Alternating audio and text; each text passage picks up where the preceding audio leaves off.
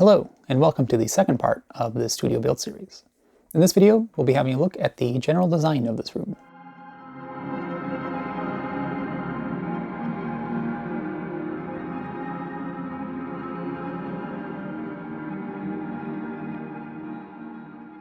Going into this project, I didn't have any construction experience beyond building a couple of speakers and acoustic panels in the past, so it was all a learning experience.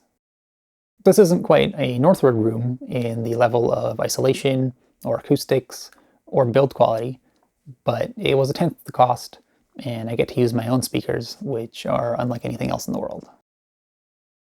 There were some acoustics concepts I've been developing which were put to the test, both individual components and the more holistic approach of a ground-up build covering everything from the isolation to the acoustics to the speakers, which were specifically designed for this space and for my uses.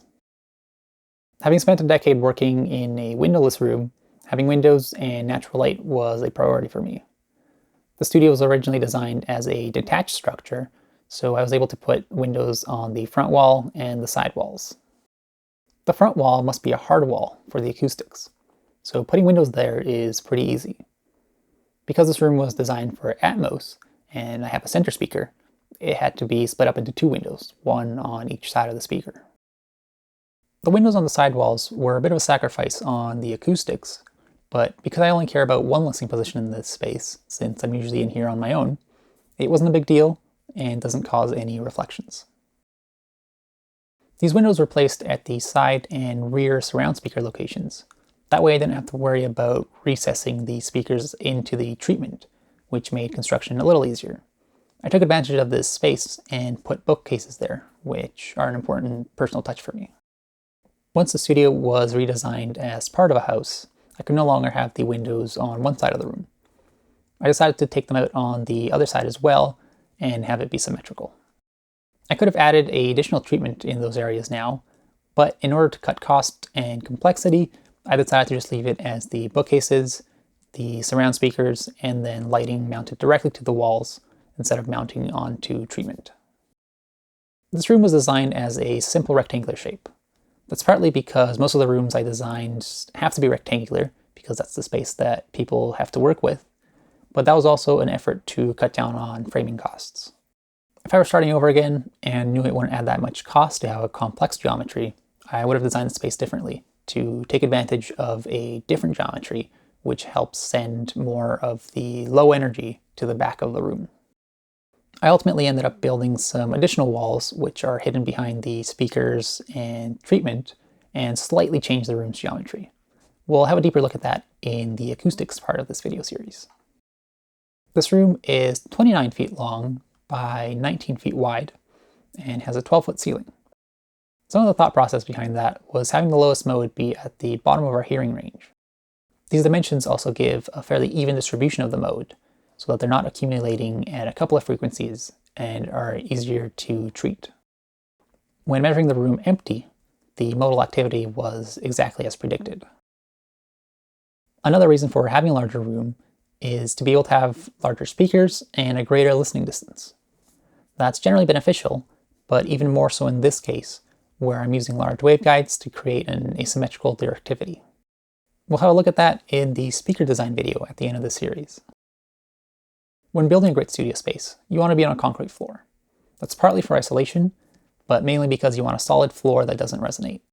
The slab and the footings for the entire house were engineered to handle the load of the speakers and any additional equipment I might have here in the future, like a grand piano. It's quite a bit thicker than the typical slab. This is just a slab on grade. Having an additional slab on springs would have been a huge additional expense, and in this case unnecessary, since this slab provides more than enough isolation.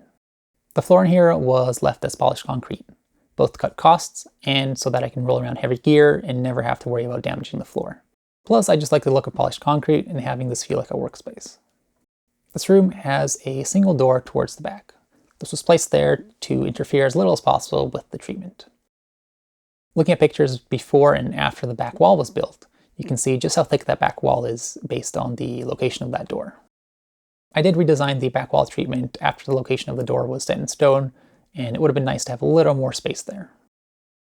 I won't touch too much on the speaker design here, But the best case scenario is to have the speakers be flush mounted. That means having the speakers be integrated into the front wall.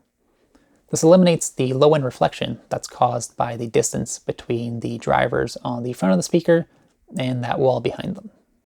At the same time, you want the speakers to be decoupled and not touching the wall. That way you're not transmitting energy directly into the structure. How can you have a speaker that's built into the wall and not touching the wall? It's not an easy engineering problem to solve, especially since the system needs to be very rigid so that the speakers can't move around as the drivers are moving and producing sound. Simply mounting the speakers on a shelf or on springs is not a good idea, and that would just introduce more problems than it solves. My solution was to make the speakers be the front wall. They're triangular-shaped cabinets, which sit into the corners without actually touching any of the walls. The speakers sit on some Silamer isolation pads, which decouple them, and they're heavy enough that the system is very rigid and doesn't move around. These speakers may seem big, but ideally they would have been even bigger. The outer subs are for the LFE channel. They do end up taking up space, which could have otherwise been used to make the stereo speakers a little bit better, but unfortunately there's nowhere else that those LFE subs could go in the room. It may seem like a lot, but for playing certain theatrical content with the subs extending down to around 12 Hz, the system is just barely enough. As far as the electrical goes, it's all pretty standard. There's a 20 amp circuit, which powers the speakers and gear at the front of the room, and then an additional 15 amp circuit, which powers the rest of the surrounds around the room. The lighting is on a separate third circuit. High quality commercial and hospital grade duplexes were used, which have better grip strength and grounding. There are a couple of Cat5 lines which go to my mechanical room, and then 4 Cat5 lines which run up to the ceiling for sending AES to those ceiling speakers, as well as some receptacles up on the ceiling. The last thing I wanted to touch on is the HVAC. Every studio needs heating and cooling, as well as fresh air. Our house was designed to run using mini splits and an HRV. Part of this decision was to reduce the cost, since we installed the system entirely ourselves, instead of needing an HVAC contractor to install the furnace, but also because we don't have the space in the house for furnace and all the ducting. Having mini splits allows for temperature control in each room of the house and makes things very efficient. The HRV then provides fresh air. In the studio, I have a simple wall-mounted mini split unit. I generally don't mind working with it on low speed, but it's slightly overpowered, so we can turn it on for a few minutes and then have it off for the rest of the day. This home is insulated and airtight enough that if I only run the mini split at night, it can be off during the day and the temperature won't change by more than a degree or so. The unit stays completely off most of the year. The HRV exchanges the air in the room so that we have fresh air. We use some flex duct through the attic and then just go through some simple baffle boxes in the room. A single 6-inch duct is able to provide enough fresh air for this room, and there's no noise from the airflow even if you stick your ear right up to the vent on the ceiling. It also doesn't introduce any isolation problems with the rest of the house or outside. In the next video, we'll be taking a look at designing and building the isolation for this room. Thanks for joining me.